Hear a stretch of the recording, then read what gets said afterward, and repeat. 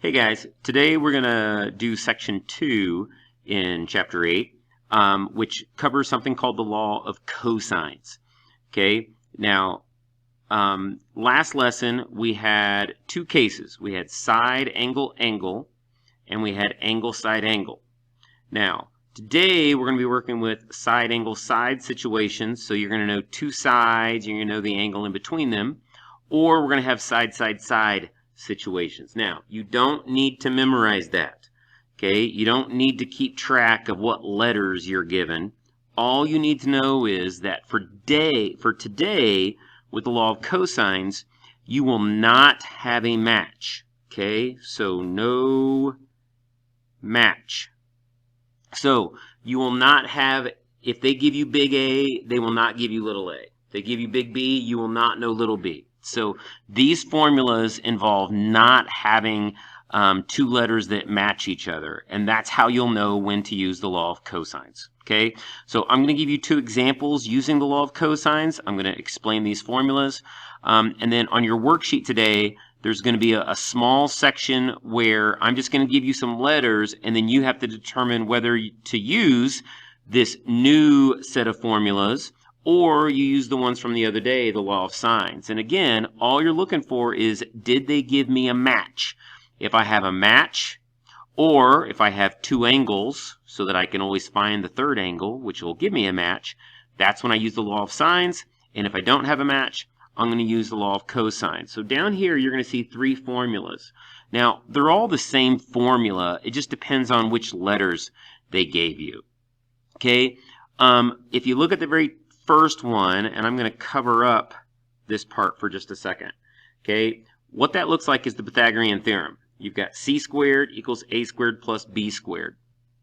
But these aren't right triangles we're going to be dealing with. So there's going to be another part of the formula to kind of correct that. And that's what this is. It's minus 2 times a times b. So it's these two sides, but without the squares. And then the cosine of the angle that would match this one. So notice this formula starts with little b and it ends with big B. It's got the other two letters of the other two sides over here, and these are those same two sides without the squares anymore. So these are all the same formula. It's just this one starts with little a and ends with big A. This one starts with little b and ends with big B. So you can use any of these formulas depending on what they gave us. So like on this one, they gave us little a, little b, and they gave us big C. So we're going to use this first formula, and because they gave us big C, we want the formula that's got the big C in it as well. Okay? So let me show you how this works. The first thing, I'm going to plug in what I know.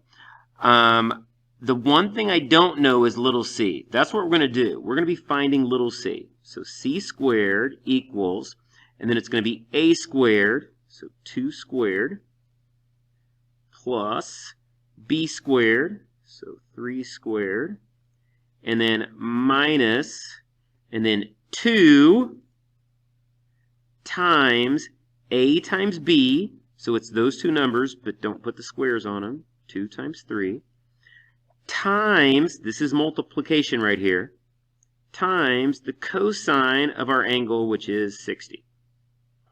Now, if you'll notice, our variables on the left and everything else that's on the right are just numbers. So I can plug all of that into my calculator in one step. I can just take 2 squared plus 3 squared minus, and then 2 times 2 times 3 times the cosine of 60, and just hit equals. My calculator will do all of that. So c squared equals, so that's what we found. We simplified all this, and we got 7. And so my last step is just to take the square root of that. So c will be the square root of 7.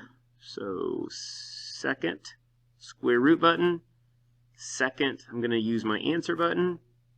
And I'm going to get 2.64575. Now, remember, we are rounding to the tenths. So I'm going to look at the hundredths. That's a 4. Do not look over here and round that up and then round up again. That 4 is going to tell us to leave the 6 alone. So 2.6 is going to be little c. All right, now, what else do I not know? I don't know big B or big A. I don't know those two angles. So we just need to pick one to find. Okay, and it does not matter. I am going to find big B. Just because. Now, if I want to find big B, then I'm going to use the formula that starts with little b. So I've got b squared, so that's going to be 3 squared, equals a squared, so that's 2 squared, plus c squared. Now, c is 2.6, but technically, if you think about it, if you remember, that 2.6 came from taking the square root of 7. So that's actually what c squared is going to be. So this value right here, if you want to be more precise, don't plug that into your calculator here in a second and get 2.6 squared and leave that as 6.76. Actually, that's because we chopped off a whole bunch of decimals. This is actually 7. Okay, that's really what that is. So that's probably what I'm going to do here in a second. All right, minus 2 times, and then these two numbers without the squares. So 2 times 2.6, and then times the cosine of b. Now, a lot of you are going to have trouble with this. Okay, there's some simplifying that I can do. You've got to be very careful with the order of operations.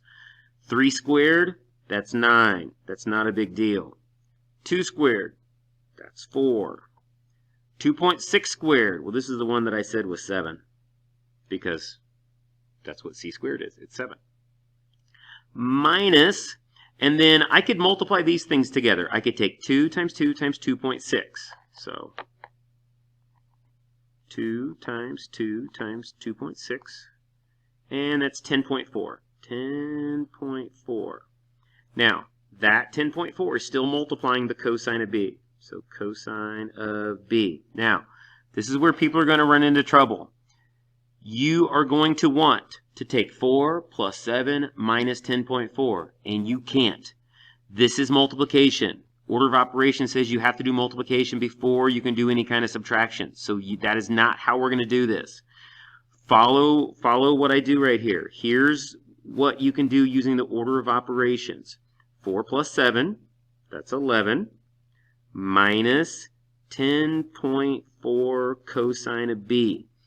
This is a two-step equation. I can't combine these. I can get rid of the 11 by subtracting the 11 away. So 9 minus 11, that's going to give me negative 2.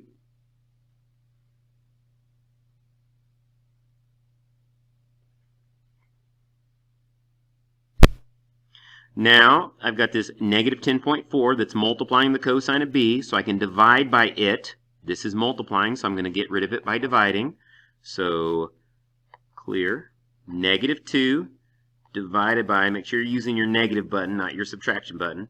Negative 10.4 is, now, I'm going to write down 0.1923. I'm going to write a bunch of decimals here. The more decimals you keep, the more accurate your answer is going to be. We don't want to round yet. Equals the cosine of b. And in fact, I'm just going to leave this answer in my calculator for right now. I'm going to take, so how do you solve this? Well, if you're trying to get b by itself, you're going to move the cosine over, so you're going to do the inverse cosine of that number. So, I'm just going to leave that in my calculator. I'm going to take the inverse cosine, so I have to hit the second button.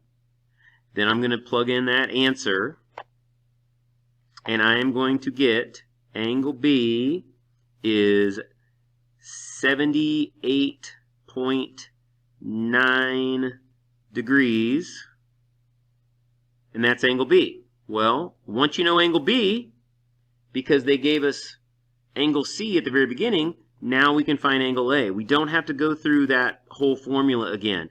I just need to take that and that. So 78.9 plus 60 is 138.9, and I need to take 180 minus that answer, and that's going to be what my angle A is, 41.1. And now I've solved that triangle. Okay, so example 2. Now, law of cosine does take a little bit longer. So for angle 2, or for the second example, they gave us 3 sides, little a, little b, and little c. So we're going to have to use the law of cosines twice to find 2 of these angles, and then we'll just subtract those 2 from 180 to find the third angle. So it does not matter where you start. So let's say I want to find angle A. So I'm going to use the formula that starts with little a. 4 squared equals b squared plus c squared minus 2 times 3 times 6 times the cosine of A. And then I could also find, let's say big B. I could find big B by using those numbers and just using the formula that starts with little b. So 3 squared equals, and then it's going to be 4 squared plus 6 squared minus 2 times 4 times 6, those same 2 numbers just without the squares, cosine of big B. And now I just need to simplify these. So it's very important that you can simplify these correctly. So the first one, this will be 16. These 2 you can square, and you can actually combine them if you want. Okay, you can add these together after you square them. So 9 and 36, that's going to be 45 minus 2 times 3 times 6, that's going to be 36 cosine of A. And then you have to make sure you do not try to combine those 2 together. You can't. You have to subtract the 45 away. So 16 minus 45 is negative 29. And then that minus sign becomes a negative. Negative 36 cosine A.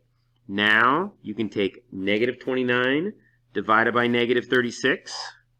So negative 29 divided by negative 36 is that long decimal right there.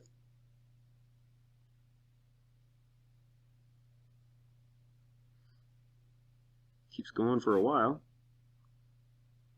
And then I am going to take the inverse cosine of that, and that's how I'm going to get my angle A. So the inverse cosine of that last answer is going to give me 36.3. So that's angle A. I need you to pause the video and then see if you can simplify that and find angle B. Pause it now. All right, so that's the answer I got for B. If you did not get this, then again, pause the video, go through, look at my steps, each step I did, and then check it with yours and see where you may have gone wrong. Okay? Now, once we know big B and we know big A from our previous step, now, again, we can find big C by just adding these 2 together and subtracting from 180. So big C would be 117.3 degrees, and now we have solved that triangle. All right, so now let's take a look at a couple story problems that involve the law of cosines. So first one, so you can go ahead and read through that. And I'll try to show you on this picture over here what's going on. So we've got a sailboat. It's a motorized sailboat. Okay, it's got a motor on it. It leaves Naples, Florida. So here's Naples, bound for Key West. So here's Key West, this little dot of islands down here, which is 150 miles away. So we know this straight distance. Maintaining a constant speed of 15 miles per hour, but encountering heavy crosswinds and strong currents, the crew finds that after 4 hours, the sailboat is off course by 20 degrees. So instead of going straight to Key West, there were crosswinds, they blew them off course, and this angle right here is 20 degrees, and that's how much they got blown off course. Now, it says they were going 15 miles per hour for 4 hours, so that means they've traveled a distance of 60 miles. So this is what we know. We know these two side lengths, and we know the angle in between them, which means this is a law of cosine problem. Okay? So, what the question says is, how far is the sailboat from Key West at this time? So this they've labeled with an X. So here's our boat, and there's Key West. We want to know what this distance is. So if you're trying to find the distance, if you're trying to find X, that would be X squared equals, and then it's our two sides squared. So we'll say 60 squared plus 150 squared. And then it's going to be minus 2 times those exact same lengths, just not squared this time, times the cosine of our angle, cosine of 20. Now, this is one of those where we can plug all of this in to our calculators in one step. So 60 squared plus 150 squared minus 2 times 60 times 150 times the cosine of 20 equals, so that's like 9185 point, we'll say 53, but then we have to take the square root of that. So I'm just going to leave that entire answer in my calculator. I'm going to take the square root of that answer, and x equals 95.8. What is that? Miles. You want to be technical. Okay? So that's how far from Key West we are now. Now, and then that's it for that question. Part B. Through what angle should the sailboat turn to correct its course? Okay, so it's facing this way. We want to turn and get going that way. So they've labeled that with this angle theta. That's the direction we want to turn. But that angle theta is outside of our triangle. What we're going to do is we're going to use the law of cosine to find, notice that they also labeled this angle A, okay, which is a little bit of a hint to what we're supposed to do. We're actually going to find this angle. And then you'll notice these two angles add up to 180. So if we find this angle and then we subtract that from 180, that'll get the direction that we need to correct ourselves to get going straight to Key West. Okay? So if I'm going to find angle A, I'm going to start using the side across from it. Okay? That's how my formula is going to start.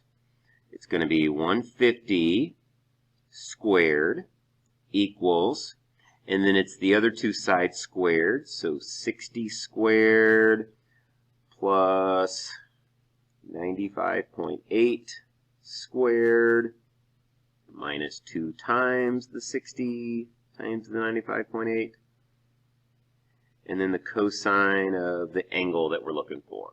Okay, so this is one of those where I'm going to solve for the cosine of A. I'm going to take 150 squared, I'm going to subtract 60 squared, and I'm going to subtract the 95.8. I'm going to do this step at once. I'm going to do this in a second step. So let's take 150 squared, and then subtract 60 squared, and also subtract the 95.8 squared.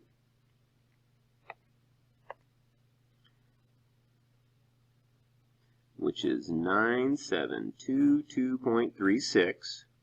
Then I'm going to simplify this. Now this is going to be negative. 2 times 60 times 95.8. So 11,496 cosine of A. And then that gets divided by that. So 9722.36 divided by negative 11,496. And we get negative 0.8457 cosine of A. So again, this is a negative value. That's fine. That just means, okay, we're always going to get angles that are between 0 and 180. Okay, you can't have an angle in a triangle that's bigger than 180. And since this is negative, it just means we're going to get an obtuse angle for our angle. We're going to get some angle that's over here in quadrant 2. That's fine. Okay, so we're going to take the inverse cosine of that answer, and we get A to be 147.75. Okay, so that's our angle A.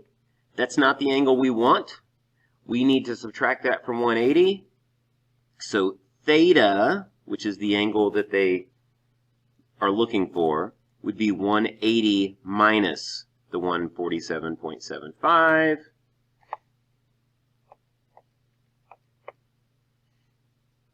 Which would be 32.25. That's the direction we need to correct ourselves, so we're going in the right direction. Okay, that's it. All right, look at the last one. Okay, this one has to do with baseball. Okay, so Major League Baseball diamond. Okay, a diamond is actually a square. Okay, if you look at the base pass, this is going to be, we'll see if I can screw this up.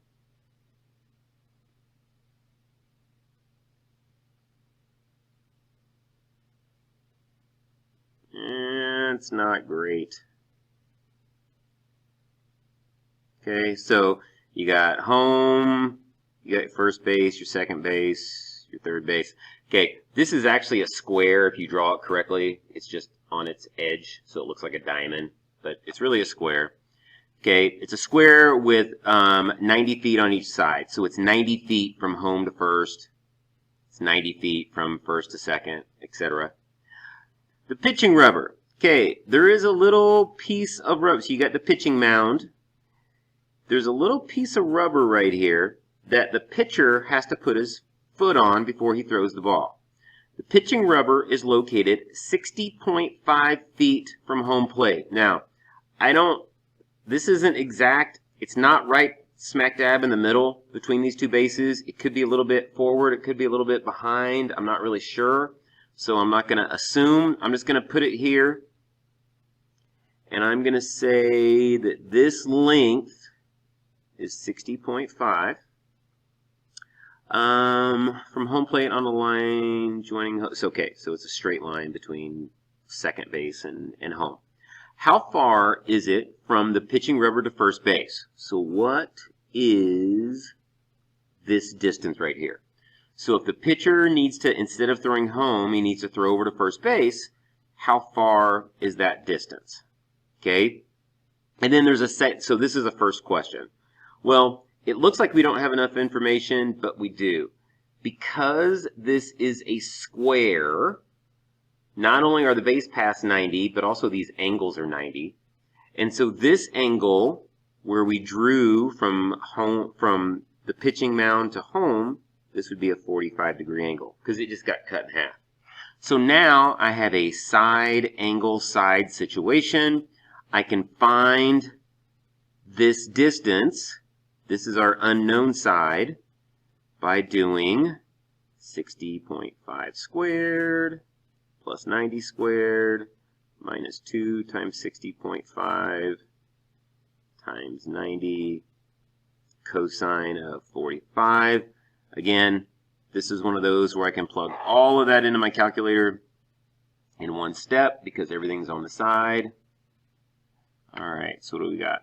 60.5 squared plus 90 squared minus 2 times, times 60.5 times 90 times the cosine of 45, which is 4059.86. Okay, but then I need to take the square root of that answer, and I get 63.7. X equals 63.7, which makes sense. Looking at the numbers I have here, it's a little bit bigger than that length. That's fine. That's our distance. Okay? And then it says if a pitcher is facing home plate, so he's facing this way, through what angle does he have to turn to face first base? So if he wants to make a throw, instead of here, he wants to make it here, his body's going to have to turn, and we want to know what that angle is. So I'll just call that angle A. You could call it angle theta. You could call it whatever you want. But that's what we're going to find. So again, this is a law of cosine problem. We now know these three sides, and we're going to find that angle right there. So we're going to start, if we're trying to find angle A, we're going to start with the side across from it. So 90 squared equals 60.5 squared plus 63.7 squared.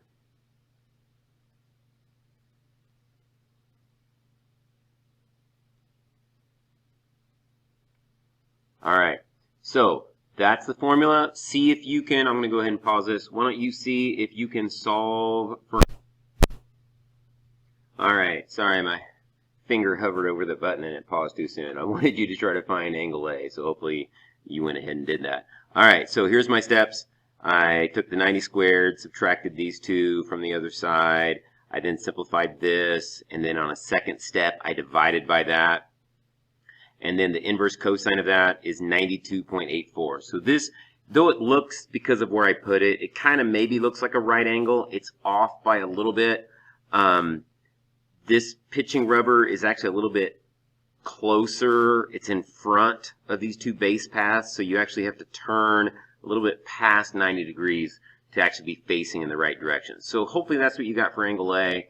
And if so, then you're good to go. So take a look at the worksheets that involve law of cosine, and let me know if you have any questions. Thanks.